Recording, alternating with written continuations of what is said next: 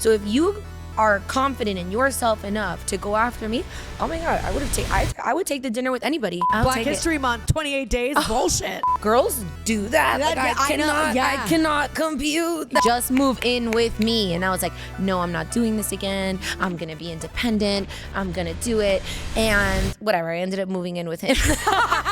Oh my God, my therapist like blew my head through my asshole 2 years ago. I actually modeled tampons not too long ago. That's amazing. That's tampons? It was like pads and tampons. I was like, did you have your legs wide open? And I you're did. Like, here's how it hits your labia. I sang the national anthem at the season Heat game opener, and he's standing there looking at me, and I'm like, big yikes. Big. Size though, because this would definitely give me a yeast infection. I hate going to the gym and I can't stand being set up. It feels like I just had a one-night stand and I'm like, where's his bed sheet? Oh God. Let's do it. Do it. We're doing it. Raw dogging it. We're raw dogging it. It's the only way I know how to do it. Join the club. Yeah, right? It's my favorite. It's Yeah, like my pussy's allergic to latex. That's not my fault. don't you feel guilty when the guy is like, we need to use condoms, and then you're like the whore in the bed and you're like, do we? Well, you're like, yeah. I think I've always had a really bad habit or a good habit of just recycling dicks, so it keeps my body count low. Oh, and yeah. It's like always like I don't burn the bridge, and just in case they want to come back later, in case I need that, scratch that itch later. Yeah, so it's not like a new person where you're risking all the icky shit. Right, people I trust, yeah. Exactly. Yeah, that's true. Me too. Well, I mean, I just don't date now at all. Yeah. I have not actively you. dated in a year. Good for you. Thanks. I don't know how to do that. Like, I think I was single for like 2 months. Me and my boyfriend, we broke up for a little bit. And I was single for 2 months, and I'm like, let's go. Who's next? Really? You know, like, yeah, I don't know how to stay single. It's terrible. Are you one of those, you're a relationship girl? Mm-hmm. Okay. Serially. Okay. Yeah. What's the longest you've been single? Like 3 weeks. And you're like, I see we were still kind of together. Yeah. I don't even know if that counts. Exactly. No, Yeah. I think probably earlier in my mid-20s, I had like a stint where I was single for like a year, 2 years. But that's probably the longest I stay single. Okay. I don't know why, but I mean, it's just, I think everybody has different attachment styles and stuff. Like, I'm the opposite. I've only had a handful of serious relationships, and they've all been traumatizing. And yeah, and they like often are. they often are, and they've all been very significant. So I've done the single thing, which is why I think I'm tired of doing the single thing. Like, Yeah. I'm just like, oh, I've been there, done that, fuck that, did that, whatever. I So think now it's just dating becomes like a job, right? And us with so many moving parts, like whether it's your podcast or your comedy or your acting, and me with my music. And Yeah, my you and I acting. are very alike, and now like, we have too much on our plates. way too much on our plates and so many moving parts that are not friendly with each other. Imagine now trying to add dating into the mix. It's just exhausting, and I'm not. You're not there for it. I'm just not there for it. Well, it's also, I say this to everybody too. I'm like, listen, I'm not against finding someone special, but I also don't have the time to put myself out there to do the work to do that. And the apps are work. Yeah. Don't let people fool you. Yeah. Like, they're work. You have to swipe and put in time and schedule. I just don't know. Like, and I'm sure that they work for a lot of people. Yeah. I'm just not the kind of person. And like, I know that like I experience this when I go out with my boyfriend, and like I leave him unattended, and like a girl will offer him a drink. I'm like, girls do that. Like, I cannot compute that. Yeah. Like, Yeah, girl, I can't either. I can't either. I don't know how to put myself out there in that way.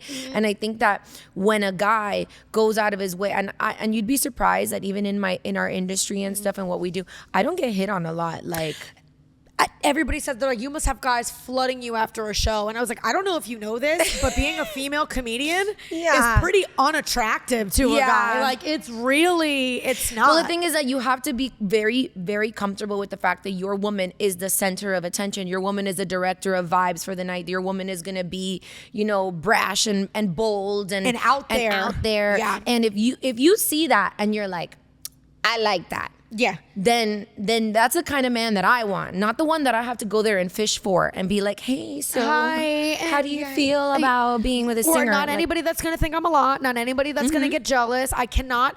It's even like, it matters less about how much money he makes and more about like his hustle or schedule needs to be on par with mine, because this shit's not gonna work if he's like, what are you doing tonight? What are you doing tonight? Like, I'm gonna be like, nothing. Working. Yeah, so we need to make the time together count. If my boyfriend had like a 9-to-5 job and there's nothing against it, it just wouldn't work for me because we would just like he would be What only does he do, by the available way? to hang. I don't know. So yeah, my boyfriend has a car rental business, right? Cool. So it's not like exotics, like South Beach exotics or anything, but it's like nice luxury vehicles. He has like cool clients that he has to provide a concierge service for. So he's often up at 4 a.m. to go meet a client at the airport and drop off one of their cars or whatever. Sure. But it's like mine, it's very gig based. Yeah. Right? So some days are busier than others. Some weeks are busier than others. It's seasonality. Yeah. It's kind of like that same kind of ebb and flow. So And when often, it's coming in, you have to grab it and take it. yeah. So and then aside from that, he's also gotten into like the crypto industry and stuff like that, which is like super interesting to me because I could not be with another artist. No. There's only room for one clown in my house. I say that. My clown shoes take up a whole closet, you know, like I can't. And the funny There's part no is I'm room. the comedian and I say that all the time. Yeah. Like I just got to interview Tyler for the radio station. Oh, I saw that. That looks cool. She's so cute and she was great. But I even was saying, I'm like, I was joking. I was like, I'm the star in the relationship. This isn't gonna work. Yeah. Yeah. Like I Yeah. was like, you cannot want to be funny. You cannot want to be funnier. But then I just already have such a hard time turning off as it is. Imagine if I came home and had somebody that I could wanted to talk about music and wanted to talk about need an escape. I need an escape. I can't. It's like in two comics, you know, listen, I've done it. Obviously, I've dated comics. Yeah. And when you're falling in love with your industry, that's when they're the most attractive because I was just starting out to do comedy. I loved this thing. I was obsessed with it like I am now. Yeah. But that's what we bonded on. And I say it's almost like you go from dating to co-parenting. Your child is comedy. And that's sometimes the only thing keeping you together. Wow. Is that. And you're like. This common shared goal. And like, do I like him or do I like that we both have this thing and we're gonna inevitably keep, and then you know 6 months down the line he's a male comic and you're like, oh, the father's a deadbeat. Great. Like, you know, it doesn't work. But yeah, it wouldn't work. And I mean, I think you and I do a really good job of creating opportunities for ourselves in our career. And I think if I put a fraction of that effort into dating, my situation might be different, but I'm not there right now. That's it. I'm too tired. I think you have to be always open to it. Like I always had the school of thought, like I'll go to dinner with anybody. Like if you have the balls, that's where we're different. If you have the balls to go out of your way and after me, a girl like me, which is not easy to deal with. It's very obvious that I'm out there in scantily clad in outfits and doing things and the potential of me potentially going on tour one day and all of those realities are very obvious to somebody that wants to get involved with someone like this. So if you are confident in yourself enough to go after me, oh my God, I would take the dinner with anybody. Good for you. But you just have to be open to it because those people, and even my boyfriend, when he reached out to me, it was like he straight up slid into my DMs. Wow. And I was coming off of something wildly toxic, and I was like, I'm not dating for a year. The next guy I date's gonna be my husband. This is I'm over it. Yeah. And that's always how it happens, though. And he slid into my DMs with like some like witty comment about margaritas because I guess what my story post was about. Yeah. And I was like, who the fuck is that? well, literally, yeah. Who the fuck are you? Yeah. And then I went to our mutual friends, and we had a bunch of mutual friends in it, but it wasn't like your cousin's friend that you went to work with walks your dog. That the city of Miami is based on connections like that. Yeah. Yeah. All of our mutual friends were debaucherous, wild, fun people. Party people. So I said, I'll have a drink with him. Right, because you can tell. You're at like, least I know it'll be fun. Yeah. At least I know it'll be fun. How quickly before you realized that you liked him? I think I liked him pretty instantaneously, and he was ready to just dive in and go all in. Really? But I had to kind of pump the brakes and be like, whoa. I'm newly single. Like I've literally been single for like 65 days. Like I need a second. I need a second. Yeah. And he gave me my space, which then makes you like him more. Of course. Because what you you don't have, or you want it more when it's not around. You miss it. Yeah. So I think we like dated for like 3 months of like casual, and I told myself I wasn't gonna move in with a guy, and I was looking for an apartment for myself, but it was during the pandemic where everybody and their mother was moving here. Yeah, it was chaotic as hell. It was chaotic. Yeah. I was like going to schedule a showing to like go look at an apartment, and then somebody else was putting in an offer sight unseen. Oh my God. And it's they have honestly like still like that in Miami right now. I just had an apartment fall through my hands for that reason. I was like, but I said I wanted it. They were like, too late. And the thing is that like us as like a renter, like we have very like ebbs and flows of our income, Oh, right? yeah. So we're like, they ask for like the pay stubs or they ask for your bank account, right? And you're like, sending them 15 pay stubs, and they're like, you janky ass woman. And you're like, but listen, like, all the 25 cents add to the dollar. It's not like a standard 9 to 5 with every 2 weeks where my healthcare how much do and you make everything every gets week? taken out. Bitch, I don't know. I don't know. I'll let you know. It could be $100 or it could be $5,000. Yeah. It's been both. Yeah, it's been both. Yeah. So it's hard as hell. So I kind of was like very discouraged during that process. And he's like, just move in with me. And I was like, no, I'm not doing this again. I'm going to be independent. I'm going to do it. And whatever. I ended up moving in with him. Here we are. Yeah. And here we are. And here we are. Yeah. So, I mean, and there was obviously all kinds of like growing pains and stuff that had to, because we had only been dating for like 3 or 4 months. It's so a then make or break thing. I've done that before. It's a make or break Yeah. thing. So it's either we're going to make it or we're going to break. And it's, and why not try? Hot take. I know a lot of people textbook wise would say that that's bad to do. Like I said, I've done it. But it's also kind of like, hey, let's figure out sooner than later if we can live together. Yeah. It's almost like trial by fire. Yeah. You know what I mean? And You know that somebody that I went to dinner with, Michaela had sent me one of the DM dinners. listed a stat for me that basically the stat was that people that live together before they're married have a higher likelihood of getting divorced than people that don't. No way. And I was like, that's wrong. That's Yeah, wrong. I don't buy that can't for be a second. that can't be real. So part of me, I mean, I never really like looked that up, but it was Yeah. just like an interesting topic because they were like, oh, I've never lived with a partner because like first of all, for like religious reasons or Yeah. whatever. And second of all, I've done my research and like there's a bunch of statistical information that proves that people that live together before getting married have a higher probability of divorce than others. And that's not saying that it's automatic or anything. Yeah. It's just when you look at the probabilities. I guess. I mean, for me, that's hard to believe. That's For hard to me believe, right? personally. Because it's like, I wouldn't want to commit. I don't know how you can accept someone's hand in marriage. Yeah, without knowing. You got to know how the car drives before you buy it. Fucking fart in bed, or Yeah. without knowing if they like to do the dishes or not. And like, that's where like, I mean, honestly, that's also at the core. Like, chemistry is a lot. Like, don't Yeah. get me wrong. You need to have the spark. You need to have the chemistry. But as you get older, you learn like it needs to work. Yeah. It needs to function. I think one of our biggest growing pains when we moved in together was like lifestyles, right? Our Yeah. lifestyle is very like night based, and he at that point was an athlete and riding bike, and you know that those cyclists wake up at like the ass crack of dawn Yeah. to like get on a bike for like 4 hours, and I can't understand why anyone Yeah. would want to do that. Yeah. But if they that's what look you're at us and they're passionate like, about, you stay out till 4 a.m. singing and telling jokes, and I'm like, yeah. You don't? Yeah, Yeah. exactly. So there was like growing pains there and understanding like lifestyle conflicts. Yeah. Right. And you know, we went through those growing pains, and like I have my pseudo curfew, and he has his like. I know that I have to kind of set the expectation on a night where I know it's going to be a late night. I can't just go on and have a Pokemon night like I used to call it, because it just evolves. Right. Yeah. That's what I would call them. Like, oh my And God, when it's you a were single, Pokemon you're night. trying to catch them all. Yeah, STDs.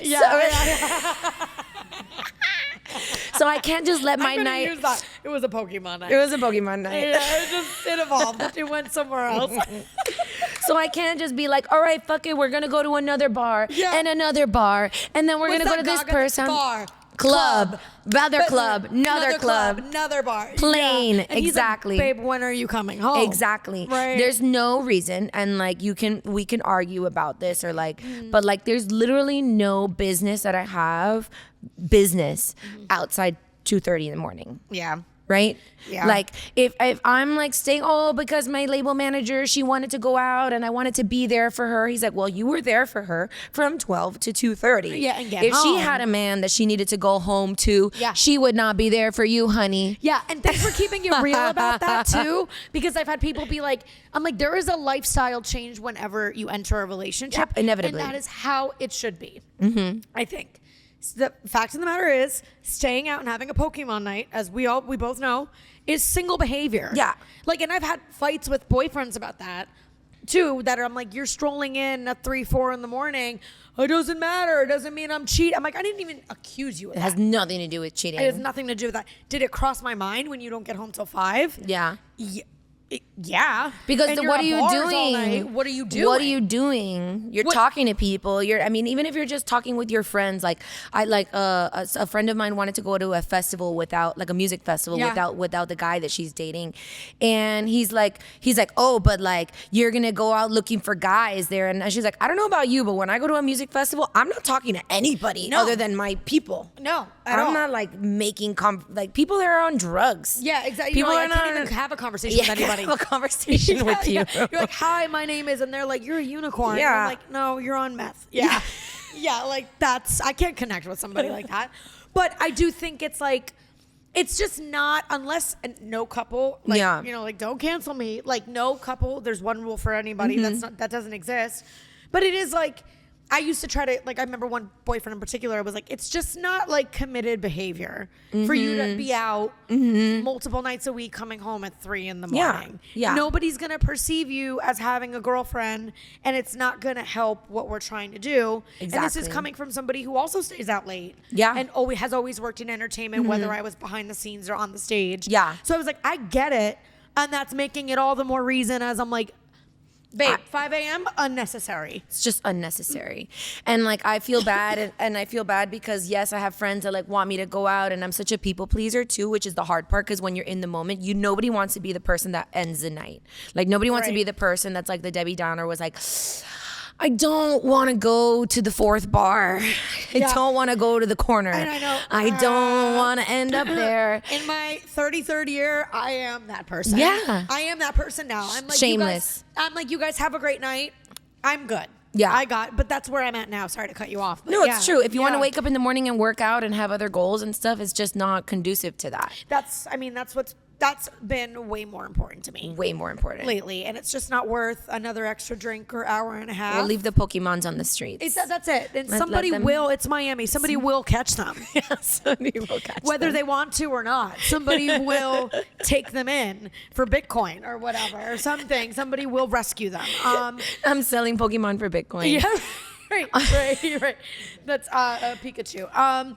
Yeah, it is a lifestyle change, but I mean, you guys obviously have made it work, and We're still working on it. We're still making it work. You know, it's a never-ending process too. And like I mentioned recently, we almost ended things because it was just so many, a lot of differences that we needed to work through, and I think we needed help to help work through them. So we both made bold decisions, and now we're moving into a house. Are you really? Yeah, That's so exciting. Yeah, it's part of why I'm like exhausted, because I'm like moving, preparing for March, which is madness. Yeah. And like everything, and like putting my album together, and I have certain deadlines to like turn in all the files if I want my album to come out by a certain time, if I want to be nominated for a potential Latin Grammy, right? Yeah. Like all of these like deadlines, and everything just happens to all happen during March, right? right. But And it's also International Women's Month, which is already exhausting as it is. yeah. Yeah. Well, every month is Women's Month. It's just That's true. I'm exhausted constantly. I don't I stop. say all the time, I'm like, I would have been so pissed if they would have given us a month that had anything less than 31 days. So thank God they picked March. That's true. Thank God. That's I would true. have I'll been like, take really, it. February? Like, I'd feel bad. I'm like, I'll Black take it. History Month, 28 days? Bullshit. Bullshit. You need to give underrepresented groups 31-day months. Okay, female privilege. Yeah. I'll take it. I've been writing off the Latino privilege for like a year now, so I've been writing off of the domestic violence survivor privilege for like 6 years. I'm like, excuse me, I'm a traumatized I'm survivor. traumatized. I'm traumatized. Yeah. I mean, well, that's huge. That's a big step. the baddest bitches I know have been Through shit. through shit. Yeah. It's, it feels weird to say this, but every time I like tell people about it, I'm like, it was the best thing that ever happened to me. Same. Best. I think Yeah. that being a survivor of any kind of abuse, whether it's domestic, emotional, Anything. any kind of and abuse. they all often go together. Yes, too. Yes. absolutely. Yeah. Absolutely. Once you're out of that, and you have that survivor aha moment, you recognize that like nothing can defeat you, and it makes You should be strong. scared of a woman who has survived something like that. Oh yeah, Yeah. oh yeah. And by scared, I just mean like you better come correct in every facet. Because they won't tolerate anything. Anything. Yeah. Yeah. Like nothing can break you at that point. Yeah, Yeah. yeah. I can relate. Yeah. Yeah. I know. can We relate. talked about, Yeah. And I don't know. I just feel like when I look at that relationship and I look at who I am now, it really is, it sounds so cliche and cheesy, but like it's two different Britneys. Like I actually look at like just how I talked, how I moved through life, how I worked. I thought I valued myself. And then I went through that relationship and now I'm like, oh, now I actually like myself. More cliches, like what doesn't kill you makes you stronger. Literally, like you learn how to survive out of that. You know how to look at the red flags from a little farther of a distance this time. Yeah. And then when they're right there. Yeah. And in your face. Yeah. And you remind yourself too, whenever you're going through any other kind of adversity, you're like, I made it through that. Like even on a dating perspective, like if I'm upset that some guy's not texting back or ghosted, I'm like, Brittany, you survived a relationship where a man could have killed you. Yeah. You sent him to jail. Yeah. Like you're upset right now because some fuckboy is an ant. Like, let's go. Yeah. Like whatever muscle memory we need to tap into, it's time. Like it's not that serious. It's not that serious. Exactly. And I almost, and I feel, I'm not sure if it was my experience with abuse or just this industry that makes me feel like nothing is that serious. Yeah. And like sometimes like my friends are like, you're like numb, and I'm like, I kind of have to be. Yeah. At this point, like, and I see people complain about just like, to me, things that I believe to be insignificant, and I hate that I am not as empathetic maybe as I once was. Yeah. But I think this industry just hardens you, and experiences like that harden you. Where like, nothing is that serious. Nothing is worth losing your cool over. Nothing is worth it just ruining your day. Nothing is, I don't know. I feel like, I think it's purpose is what I think it is. Yeah. And I think it's less about the entertainment. Well, yes. Okay. The entertainment industry.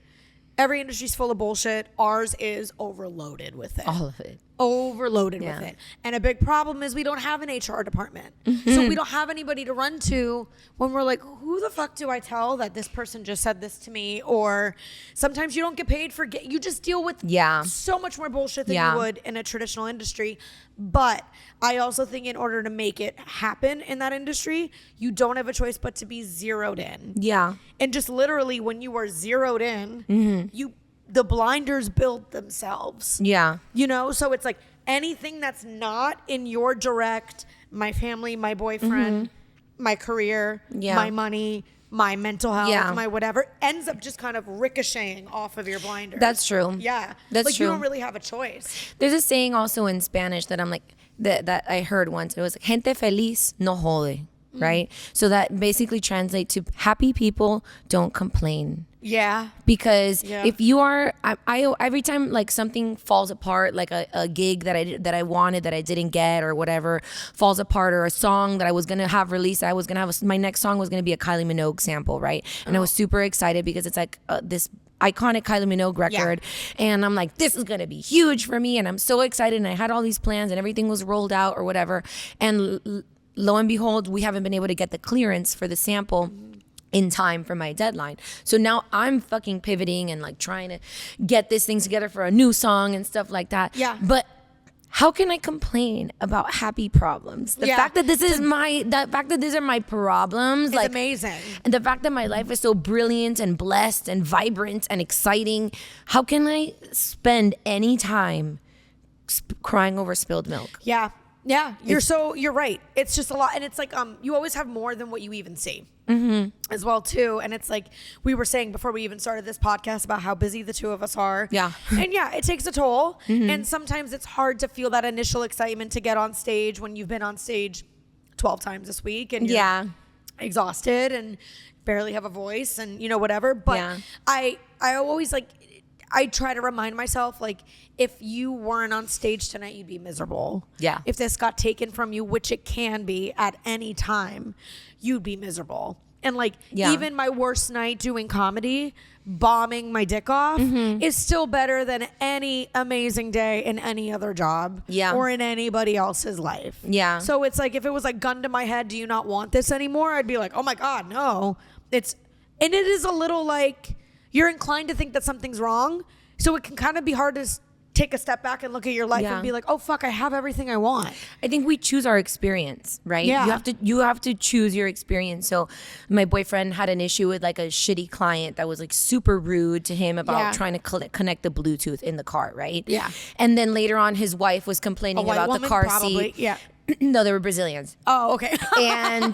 and they're complaining and whining to him, and like all day, every time I spoke with him, he's like, oh man, those clients today were so annoying, and those clients today are and I can't believe I had to deal with these people. And you're like, valid, I get it, it's a lot. But like, what number is Bitcoin at today? Isn't it going up? And he's like, yeah, actually it's like skyrocketing. So I was like, why can't today be the day that Bitcoin went up? Why does today have to be the day that you had the shitty clients? Because if that's what you choose to put your energy on, then that's forever your experience. Yeah, exactly. And you're gonna look at the whole day as a wash over to other people's behavior at that as well too. Exactly. That impacted you. You can't. Yeah, I've been trying to. It's super cliche, but when I feel overwhelmed, or like all of us artists do, even though we're doing all the things, you're like, I'm not doing the right thing or the one thing, or why hasn't this thing happened for me? We're never gonna lose that as an artist. You know, like you're gonna be famous, I'm gonna be famous. It's like you're still gonna be like, it's not enough. It's not enough. I haven't done. There's things still on my list that I haven't done. I have HBO, but I haven't had Netflix. Oh, I've worked with Pitbull, but I haven't worked with whoever. But it's always gonna be that way, and it's very cliche. But like when I feel that way, I am consciously telling myself one win that day or that week at the very least, and like really saying like, you got this. How awesome. Yeah. Yeah. Cool. That's great. Yeah. This got done. Yeah. You wanted to say no and kick and scream your way out of this, but you didn't. You showed up. Good for you. You know what I mean? Like, and sometimes it's very small. Sometimes it's really big. You have to clap for yourself. You have to clap for yourself. And when you take that step back, it's all there and it's all happening, even if it's not massive in that moment. But you're so right. It is about like, I've been complaining a lot lately, like about. And it's natural. I've been complaining too, you know, because I'm dealing with a lot of growing pains and just with my career, and things are growing, and like we have all these opportunities and none of them play well with each other, so I'm trying to figure out how I can time manage better. I'm stealing that, by the way, because that's how I feel about my life right now. Yeah. I'm like, they're not playing well. They don't play well They're with each other. They're all existing. They all need to be there, but together nobody cares. Nobody cares about each other. And my schedule doesn't make any sense. And nothing. And I'm like, this is competing with this. This is early mornings. But then when you tell yourself that you're going to take that load off of yourself, this schedule management, right, and give it to a manager or an assistant, how do you trust that it's all going to get done? No. I can't. I think that's what I'm struggling with right now. He's a phenomenal producer, and he's killing it with this, and he's been saying, you need an assistant. One of many people in my life saying, like, the time has come. Like, you need somebody to take and I'm like so hesitant to pull the trigger on that because I'm like, I'm giving everything. I don't know.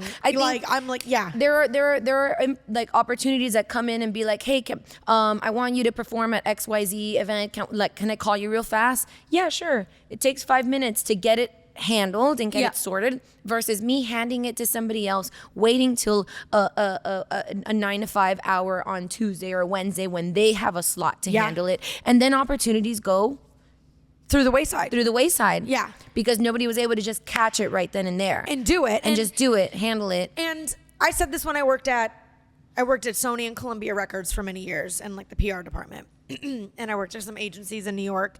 And I always, what happened? I didn't know that about you. Really? Yeah. Before I did comedy full time, I studied PR and theater, and I was doing improv and sketch on the side, but I would never be able to do PR for anything other than entertainment, because that's what I love. Yeah. And I loved music, so I wanted to do music PR. And I sat back and I watched the power of independent artists. And I worked at Sony and Columbia, one of the world's biggest labels. And I saw certain artists obviously flourish, but I also saw a lot of really promising artists come in and not get the attention that they were deserved, just straight up. And that's like no shade to Columbia. It's just their roster and the way they operate and what it is. Time and resources. And I saw what they were able to do on their own. And I have to now apply those lessons to myself. Yeah. And I'm like, there is so much power. Nobody can pitch you better than you. Yeah. Nobody. And when you've been You are unstoppable when you approach a label or a talent agency and you're like, I've been doing it on my own for X amount of years. Here's what I was able to get on my own. I make this amount of money. I've done this. I've done that. You have so much bargaining power when you're like, what are you going to do? Because if you're looking to help me schedule a call, I can do that myself. If you're looking to help me confirm a show in a market, I can do that myself. What I need you to say is, I have a direct line to Comedy Central. Oh, okay, cool. That's what I need help in. That's proactive. That's proactive. I don't need to be babied. I can take care of myself in my own day-to-day career. I think the difference between that role and that person is that's an agent, and the others want to be managers. Right. They want to manage. And it's easy to manage when there's a plethora of things happening. 100%. I have an agent and I have 2 managers in the last like 6 to 8 months I signed with in New York. Yeah. And I don't give them my day-to-day stuff. I want their energy and time to go on the big shit. Like, I'm like that, because I agree with you. Like, at some point, I will actually be too busy for real. The two of us. For real. I'm like, okay, and I can pay someone so well that they're not going to fuck anything up. A friend of mine has like a virtual assistant that he uses. That she's some girl in like Argentina, and he pays her $50 a week. That's who he was trying to, But he's been raving about that. But like, I again, I'm such a control freak that I just don't know how I could. And it's been even a learning curve with them. Like, I'm just so used to let me lock in and do this, and then I'm like, wait, you have somebody who can look that contract over for you. Yeah. You have somebody who can back end handle this mat. You have somebody who can get you more money for this gig. Yeah. You know, but it's been retraining my brain, and I'm like, I have trust issues too. Like an assistant, I'm like, I don't want to fucking give anybody my passwords. I don't want to give anybody my shit. Like, I just worry because and like, this is also part of like what a manager's role is when they're like, I don't think that gig is worthwhile, so I'm just gonna let it fizzle. But I just don't know how to think that way, because to me, like, every opportunity is valuable, even if it's like the crummy little show in Calle Ocho. But like, to me, if I have also the love time, what I do, so I want to do it. We love what we do, so I want to do it, so I'll take it. And then it's like that catch-22 is like, is this person letting things loose and like and go? Is this person letting things go that really just aren't of value to you, or are they just letting things go because of time management issues? And then it's like, I don't know how to take it. Here's the silver lining, right? You know, because I noticed this too with my career, and it's like, at some point, I think both of us, I'm sure you're probably doing it to some extent now, because I am, we do have to say no. Like, I do have to say no now.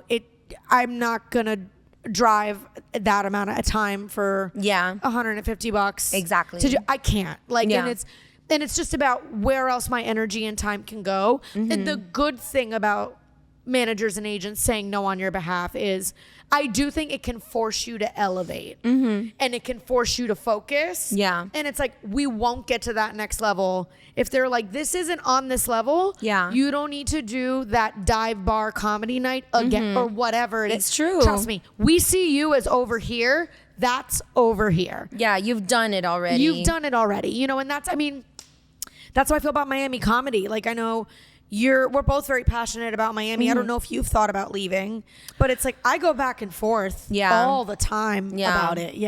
I think that things with music, it really was valuable for me to have stayed here and not have left. I think if I had a dollar too. If I had a dollar for every time somebody was like, Vicky, nothing's gonna happen with your career unless you go to LA or New York, I'd be able to buy a house in either of those places, right? But I kind of, in my gut, always bet on Miami and wanting to be a voice for it, wanting to be an icon for Miami. I always wanted that for myself, because I think as like a person with multiple cultural backgrounds, everybody always wants to represent like their flag and like where they're from, but like, I'm Miami and I'm always going to rep that. And I feel like that's its own culture in and of itself. And when we think about how young Miami is in retrospect to the other cities in the United States, it really only had its boom in its 80s. So people like you and I really truly are responsible for continuing to create what is the culture out here versus somewhere in New York that's had 250 years to figure that out. I say this all the time. And it's like,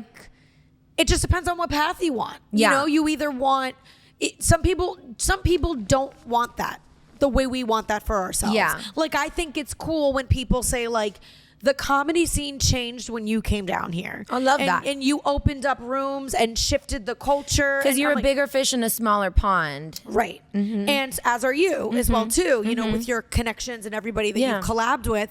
And I think for some people, I'm not going to say they're not as selfless in that sense. Some people are like, nah, the opportunities aren't here for me and I don't feel called to create them. I want to go to an LA or a New York where it's already there, and that's fine. But I also did New York first before I did Miami, and you're not changing New York. No. And to make a splash there, it's fucking hard. Yeah. I can't speak to LA. I haven't lived there. I don't know. That's like sheep-like behavior to me. And when I go back, it's whack. It's whack. I think it's whack. It's whack. And it's like, I can always travel. I don't have kids. Yeah. Thank God I have my health. I'm financially okay enough now that I can travel very easily. So it's like, why not continue to stick my roots in Miami?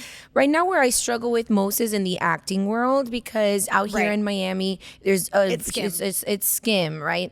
I get a lot of commercial modeling work. Like I did a Super Bowl commercial with Messi and Dan Marino and amazing. Jason Sudeikis. Like, what the fuck? I can't believe that happened to me, right? But outside of that, like, I'm modeling for like a Church's Chicken commercial, or like modeling scrubs. I actually modeled tampons not too long ago. That's amazing. That's tampons. Did you it was just like have pads and tampons. I was like, did you have your legs wide open? And you're did. Like, here's how it hits your labia.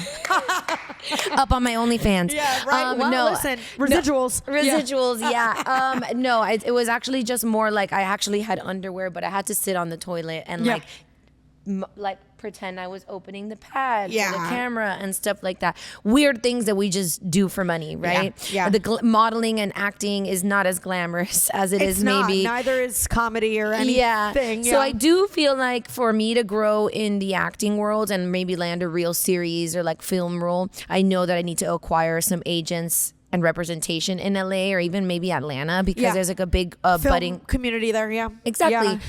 But I need those people to look for the work for me, and I'll fly out to work. Right. So will I. But I don't want to live there. I don't want to live there either. That's my catch-22. LA is like a less spicy Miami. Yeah. Oh, well, LA is also stagnant in so many ways. And it's like, I don't know. To be transparent, I'm at a crossroads with it, just because. Where would you go? New York. New York. I'd just go back to New York. Yeah. I probably will do LA at some point, but I don't want to do it now. And it's not my first pick. What makes you want to go to New York? It's just bigger clubs, more to do. And right now I'm still creating some of those rooms and things down here. And that's cool and all. And you're right. Like, I do want to be a part of Miami history, Miami comedy history.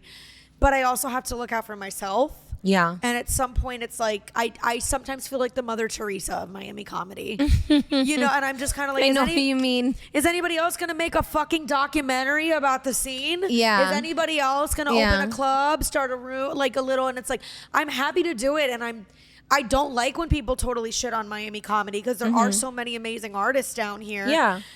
But they also have a point. Like, we don't have collectively the hustle that New York or LA has. And I don't know. I am at a little where I'm like, I think I got to focus on me. Like, I've been seriously considering moving back to New York, you know, and who knows, by the time this comes out, I might be there. I might not. I don't know. Yeah. But I'm kind of like, I'm a little sick of like boots on the ground building a scene. I think I did that, or I had my part.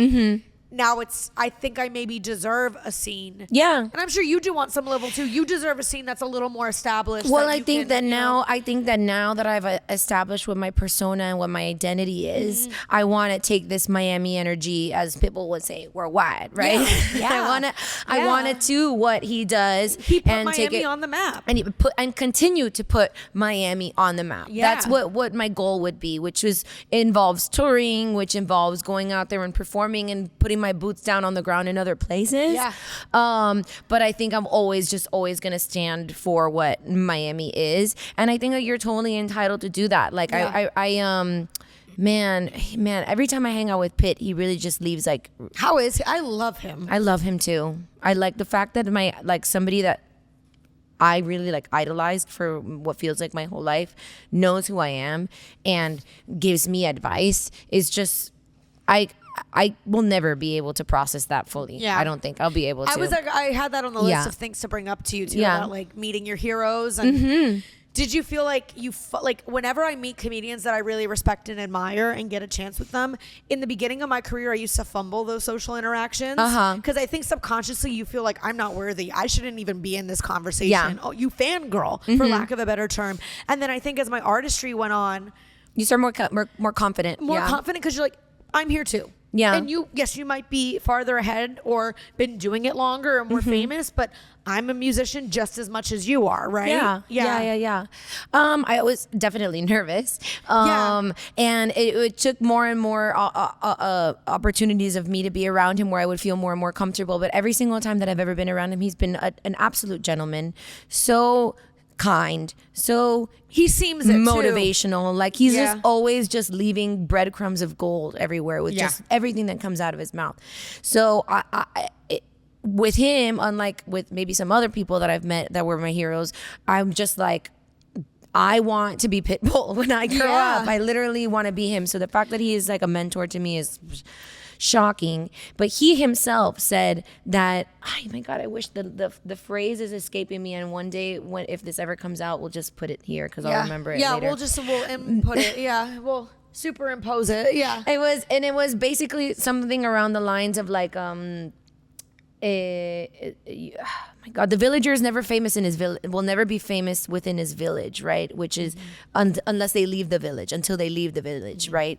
So there is something to say about what you've done here and what you've cultivated, right? And the name that you've made for yourself here. And now I think it is your responsibility to take that name and continue to grow. You don't have to be attached to. Actually, sometimes the best thing you can do for Miami is take it somewhere else. And grow it. It's take yourself somewhere else. Because every time you go to another city and you kill it, where are you from? Miami. Oh shit. Now you're that girl from Miami. Or they go, Miami has good comedians. Yeah, I know a couple of them because they came here, and it's like, yeah, you're right. Yeah. It's also too, it's like so happy to hear that about Pitbull, because I've met not my heroes. I don't think I've ever had heroes let me down. Yeah. But I've definitely worked with people and thought I'd have a different experience. And thankfully for those negative interactions, it's taught me like, man, when I make it, I don't want to be that. I want to be in whatever capacity. I'm already headlining, but when I'm even bigger, I would want whoever opens for me to be like, she was so cool and made me feel so at home. And like, I've had comedians be like, it's just as much your show as it is mine. Enjoy, have fun. And I'm like, that's wow, that's so amazing. And I know that's like not true on the like, look at it. Like, thank you for lying to me. Thank you for lying to me. Like, it's your show. But I'm like, to have that mentality is so, and I want to aim to be warm too, I think, because for a long part of my life, I glorified the whole like RBF. I could be resting, whatever, guard up, whatever. And I've been presented with some people, specifically women, who are also like that now in the later years of their career. And I'm like, I get it. I'm sure there's a reason. I'm not saying you're a bad person, but you know how cool it is to be the person who's not cold? Yeah. Like, you know how cool it is to be the person? It's funny that you're going through that, because I've almost felt a little bit of like the opposite, because I, like you, have always wanted to be someone that's like warm and welcoming and friendly, and regardless of my success, I don't ever want to change that, right? But then I'm that girl that at the dressing room or at like the we'll be like loud and we'll jump on someone and straddle them and like be so excited and be so grateful and be like, thank you, you know? And then at a certain point, like I've had people around me be like, yo, Stop saying, chill out. Like, hold yourself to a higher standard. And I think that also ties in so much to like, I'm so grateful for every opportunity. I take every gig. I don't want to say no. But like, it's kind of like now I'm trying consciously to have a little bit more of a resting bitch face. Yeah, and be a little more like, I think it's the practice of being assertive. It's in between aggressive and passive for me. And it's like, you don't want to be so cold that you're standoffish. Yeah. I was like you, I have had moments like you where I'm like, oh my God, thank you so much. I am thank such you. a fan. I look up to you so much. Oh my God. And then, like, that comes from a good place. But mostly because there's people you're not going to get respect like that. You're not. Like, it's like, you have to show up and it's okay to have that composure. But for me, it's interesting. We're like mirror images. Like, and I never thought imposter syndrome a little too. Yeah, because you think I don't deserve to be here. what am I doing here? Yeah. I'm going to bomb. Yeah. And everybody's wondering why I'm here. Yeah. Or whatever. And again, maybe that never goes away. I feel it going away now. Yeah. I'm only now just like, I'm feeling it I'm go happy away a little you're bit. here. So am I. Yeah. Cool. Yeah. Yeah. Like, you know, but I think I've been through a lot of shit, as have you. And I think it's given me a little bit of a hardened exterior before. I've had people be like, I thought you were a bitch. I thought you didn't like me. And I just think in culture that gets glorified sometimes. Yeah. It can. Like, no, I'm just like guarded. I just don't, everybody, I'm guilty of it. That was me. Like, I was like, no, I'm not. I'm just like super focused and like, I had nothing against you. I'm like that. I've been through a lot of shit. I have an exterior you have to get through. And I like have dealt recently with people that are like that. And no shame, like everyone has their experience, but I'm like, but how much cooler is it and respectable to be that successful and experienced and be not as hardened. Yeah. Like that's the real win. Yeah. You know what I mean? And it's like, I'm like you. Like now I'm finding the in between of like, well, I hardened myself because I was so afraid to get hurt. Mm-hmm. I think we were talking about this before. Yeah. I think we were talking about this before that we started filming, where it's like I feel like a little numb.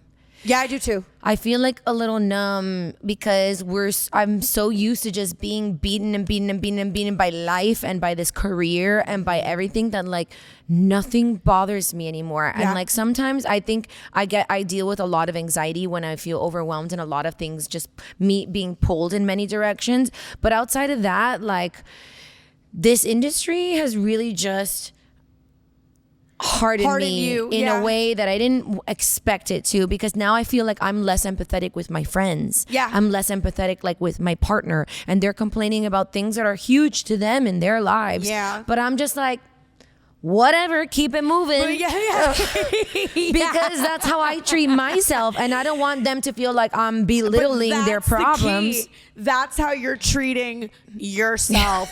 Oh my God, my therapist like blew my head through my asshole 2 years ago when she was like, maybe you're so hard on everybody around you because that's the way you are with yourself. And like you're so quick to cut people off. You put so many expectations on everybody around you because Brittany, that's the way you're treating yourself. Yeah. Kind of thing. So it's like, yes, there is going to be, if you're constantly moving and going and facing rejection and creating and whatever, yeah, that's going to mirror itself. Yeah. When somebody brings something to you that's not on that energy, you're going to be like, I don't have time for that because you don't have time for yourself. Yeah.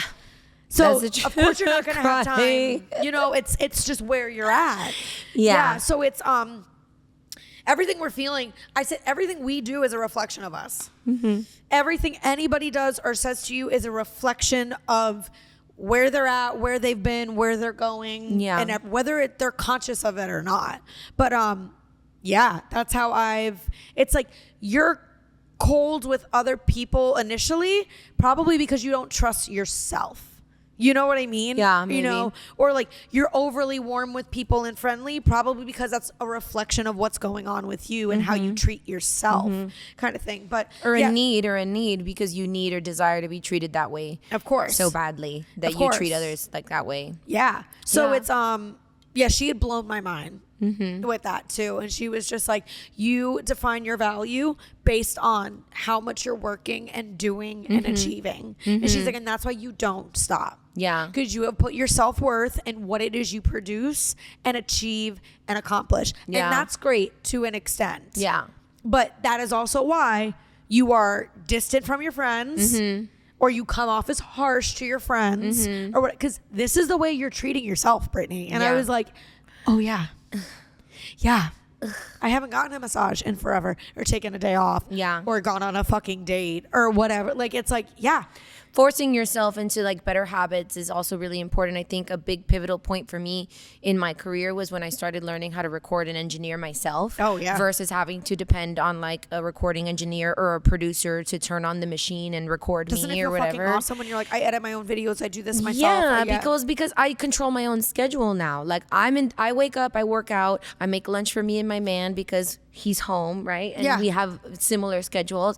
And I'm at the studio by like 1 or 2 o'clock. I work till 7 and I'm back home for dinner because I choose what time my studio sessions are, Yeah. not some recording engineer that's available at the time or some producer. Right. Like if the producers and the songwriters are not available at the times where I work, then unfortunately I will either have to work with other songwriters and other producers, Yeah. or you can send me things. You know, Right. but I'm no longer compromising. I mean, there are a few times where I'll compromise. Like course. if Pitbull wanted me at the studio at 8 o'clock, I'll go to the studio for Pitbull. Yeah.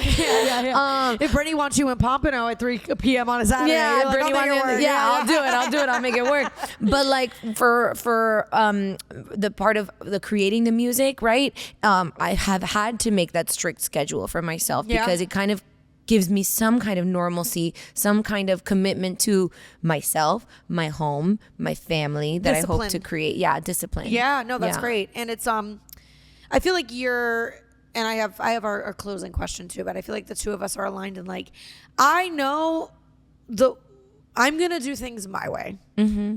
Not gonna follow whatever path everybody else followed. I'm glad it worked for you and 9 million other comedians. I know that about me. Yeah. I'm going to do it my way. It's going to take double the time. You know, I'm not going to be somebody who just gets scooped and picked up on the road by somebody else. I'm going to build my own headlining brand. Like, I just know that about me. I think I've always struggled because as like a young female artist, they always want to attach you to an older, wiser male to tell you what to do, to tell you what you need to do with your sound or to tell you what to do with your career and stuff like that. People are like, oh, you need a producer. I'm like, no. How about I produce my sound? How about 1,000%. I'm responsible for Yeah. putting my sound and Yeah. deciding what I want? So like now I'm at a point where like people are sending me reggaeton beats and I'm like, I don't want to do reggaeton anymore because everybody's doing it. Right. I want to be this voice, this pioneer for Latin EDM music, which is Yeah. like a new wave, something that doesn't exist. That gets me hot. That gets me excited. Then that's what you should follow. And that's what I'm doing. And I don't need, I like you, I want to do it my own way. And I recognize that there's no real genre for it right now. Who cares? But it doesn't matter.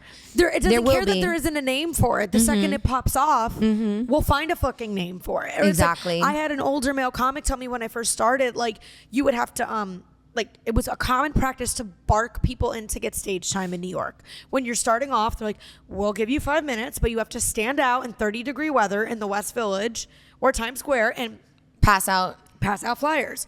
And I had started comedy with years of improv and sketch under my belt, and more than that, years of corporate PR and marketing and a business sense that I don't think a lot of artists have, because they start, listen, I wish I was like somebody who started stand-up at 19. Yeah. In some ways I do, but I didn't, and I see why now. And I had said to an older male comic, like, I've never really barked before. Like, I did it a couple times. He's like, well, how did you get stage time? And I was like, I hit a lot of open mics. I wrote. I was good. Yeah. Crazy fucking concept. Yeah. And I made friends with people. We put each other on. I started running my own rooms. Yeah. They would be That's packed. the key. That was the key. I had something to offer other people. And I'm like, I did bark a couple times, but like, I'm so glad my time and effort didn't go towards barking people in to a comedy club that can't figure out how to fill their own fucking seats. And I'm like, that may have worked. There's one way. It's just what you got to do is what he kept saying. And I'm like, but it's not. But it's not. Yeah. I'm just booked like, all this week. I don't have to bark anybody in on any of those shows. And it was just and that's maybe a downfall of New York too, because that was in New York that happened. And I was like, no, that's not. And it's for just me, the standard, and it's what the industry and the people that play the game Want you to enable. think. That's what they enable. The Right. people, the players that play the game, they enable that. Yeah. And the minute that the players stop playing that game, the system starts. I tell fall artists all apart. the time, I'm like, a venue's not paying artists correctly, comedians, whatever. What makes you think that when they bring you in, they're going to treat you better? Like, we all need to band together and be like, that place doesn't pay. Yeah. They're shitty. Stop working for them. Yeah. Stop performing for them. Like, Yeah. that's where, like you said, the second we stop saying yes, the system changes. We'll have to. We'll have to. Right. Yeah. But we're not like unionized or anything out here. So and that Right. sounds so exhausting to put together. It does. It totally does. And it's Yeah. and I get it, and everybody's situation is different, but it's, you just don't. I tell everybody who starts stand up that, like, I'm like, I can tell you to be yourself, I can tell you to work hard and write or whatever, but I was like, there is no one way to make it, and that's both really overwhelming and really terrifying and exciting as well too. Cause it's like, oh, there's so many different ways I could pop off as a comedian. Also, that can be a lot. You know, Yeah. so it's like both. There's no blueprint, so making your own blueprint really Is the best way to go. Is the best way to go. It's a lot more work, but it's like I don't know who's that famous writer that said the path they chose the path less taken. Yeah. Right. Yeah. And that's often the most rewarding. Yeah. For sure. And it's also, once you create your own lane, nobody can take it from you. It's your lane. Yeah. That's it. This was lovely. I have fun. a closing question for you. Okay, sure. So the show is called Big Yikes because I say that a lot. I'm Okay, always like, big yikes. Big yikes. Yeah.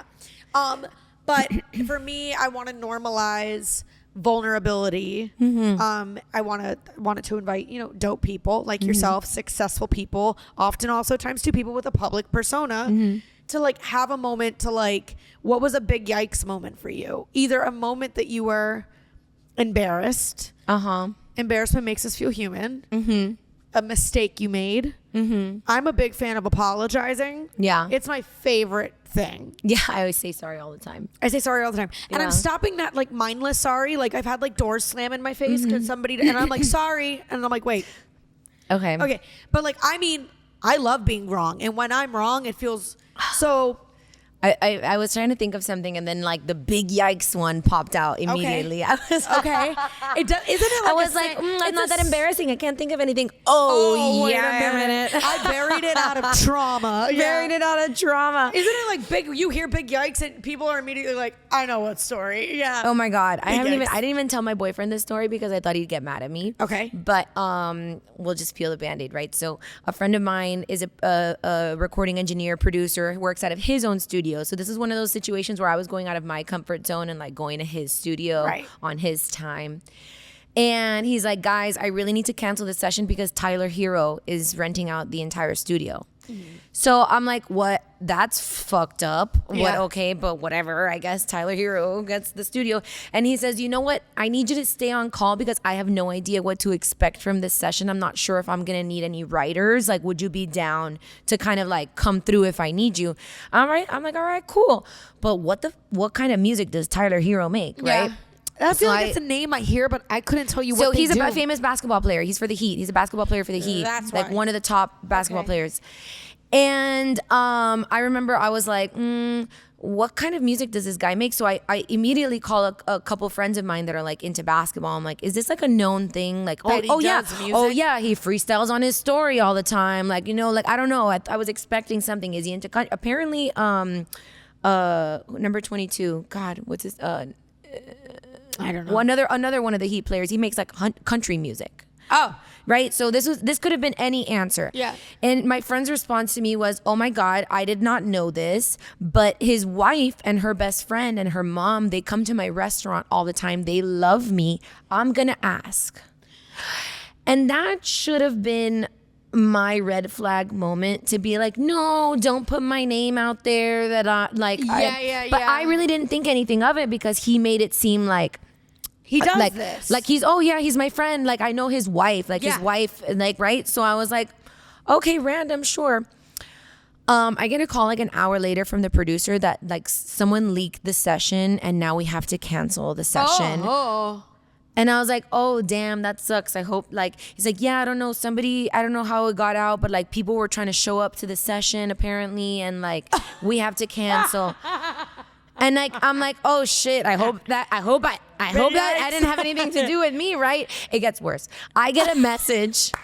I get a paragraph, an angry paragraph from Tyler Herro saying, I don't know who you are. I don't know how you have the right to go around telling people that we're going to work together. And I was like, whoa. We all know his wife wrote that. Yeah, 100%. 100%. Yeah. I was like, I could give a fuck about who you are. I really don't care about who you are. But my response is very polite. Like, hey, I know that, this probably came off wrong, but I was asked to be on standby for the session. And just like I would want to be prepared for any other artist that I work with, I asked a friend for advice. Maybe I asked the wrong person and I apologize for any inconvenience that may have caused you, but I'm not like out here telling I'm gonna work with Tyler here, this and that. Yeah. I asked a friend that I thought I could trust. Also, motherfucker, you should be lucky to work with somebody who's in a studio all the time and like I could have been an asset, but now I just think he's a pussy. And and I literally a week later I sang the national anthem at the season Heat game opener, and he's standing there looking at me, and I'm like, big yikes. Big yikes. Big yikes for him, though. I've never told anyone that story because I was so embarrassed. Why? First off, I don't think you did anything wrong. Well, the thing is that like it comes off like, oh, she's out there talking and telling people that she's working with Tyler Herro and this and that. So to them, they thought that I was like, listen, we weren't there. We don't know how your friends presented it. Whatever. Sure, you're right. Knowing my friend, he probably called his girlfriend's friend or whatever and was like, so I heard Tyler's going to the studio tonight to work with my friend Vikina. Yeah. That's probably the way he said it. Yeah, it's also the way everybody in Miami because he's a little bit of a delivers anything. he's a gossipy little cunt. I love him, but God, that's what he is. That's what he is. Yeah. So I know that he probably said it that way and set it up incorrectly. Right. Yeah. So like that's maybe like the area where you're like, okay, I learned that for next time. I learned, but also like you were not bragging about working with him, and he let his ego get in that by being like, don't go around telling everybody that you're working with me. What do you and get? How do you get off? And that you're getting to be in a studio, and you're like, bitch, I was asked to be in the studio with your juvenile music making help ass you. To help you. Yeah. Come down a peg. Right. Yeah. You can feel as however you want to feel, but like I think that was like I felt bad just because I know that now my name is then being thrown around whatever circles as like, oh, she's a bragging. She's braggy or like she's small. So that was like that made me a little sick. But I mean if I learned anything is just not to tell my friend any sure, right, like that's or to set it up properly. And in that case where I guess I knew that he was gonna go ask, I probably should have been like, no, I just just leave it alone. Just leave it alone. Right, yeah, because you just once you pass the information off, you don't know how it's telephone. It's telephone. Right. I've been scarred so many times with that where they're like, they said that you, and I'm like, that is Chinese compared to what I said. Yeah, so it's like it almost makes you not want to share. But like his reaction, icky. That's an icky reaction. It's a big yikes for him. It's a bigger yikes for him. I think so. Yeah, I think so. Well, he should. I wish him well with his music though. Yeah. Good luck. Good luck. So classy. That's one of those good lucks where you're like, it's good luck, and what it really is yeah. You're like, best of luck. Well, I think also the universe like rewarded. I believe in that shit. Your good intent. Yeah. But you literally like a week later getting to rock it and sing the national anthem. The season opener. The season opener. So you're the constant here. You're like, I can be in the studio and I can be on your motherfucking turf. Yeah. You know what I mean? Yeah. And oh my God, they gave me like this you should have walked past him and be like, who's too. Working with who now? Or I something. know. Like, what? Like, who's bragging? Like, yeah. I should have just like shot him a wink. Yeah. Yeah, and it'd be like, aren't you lucky now you can say we are working together? Yeah, look at that. So, but good they for gave you. me like this great shout out too, like Miss 305, recording artist, as seen with Pitbull on like the Latin American Music Awards. You have no idea how hard I'm gonna come to this tonight. Like this is my like, it is amazing. The fact that a man got so off on thinking that I was bragging about him, and then Correct. And that like he thought he was the big timer. And it's like, yeah. he's a big timer. He's a great athlete. Right.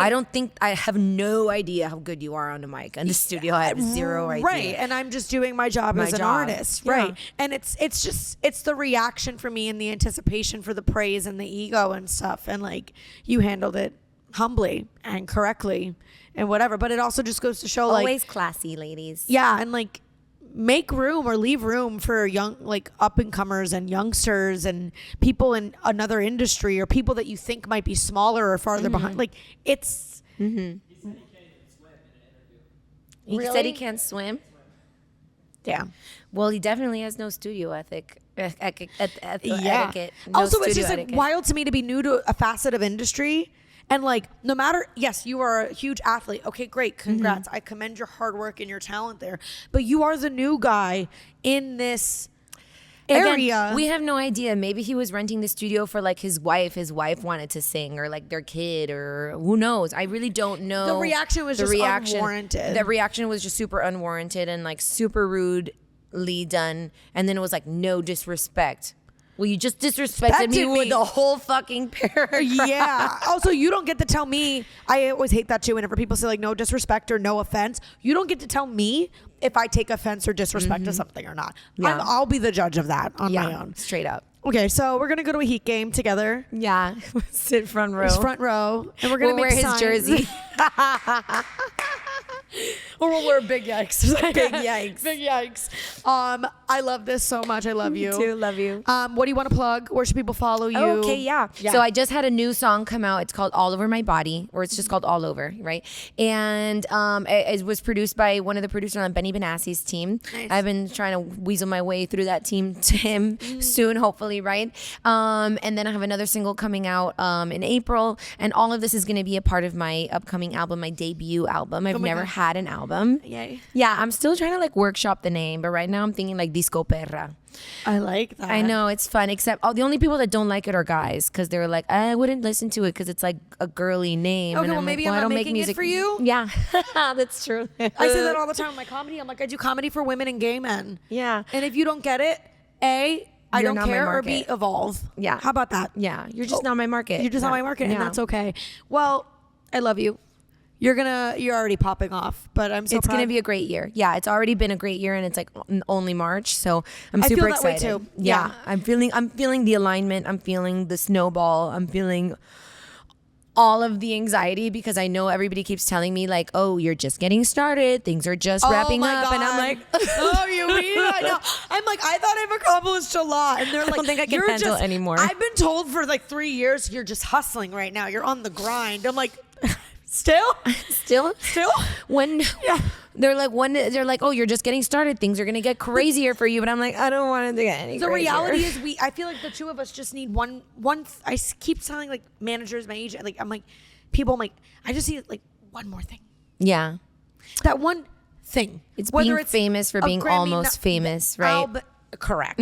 But I mean, if you think about it too, it's like great careers are built on you get a thing. Yeah. And it's exciting. And then maybe nothing happens and you're like, oh my God. But then you get a thing and maybe Yeah. it's bigger or small. It's a lot of moments. Well, cheers. I hope we get our thing. Cheers. And I hope if not, we're going to end up next to each other on a hospital bed. Exhausted. Am I With still on the IVs. grind? My boss the other day goes, it's all going to pay off. I was like, is it? Because we're tired. When? Do we have an ETA on when? Can it be a direct deposit? Push notification.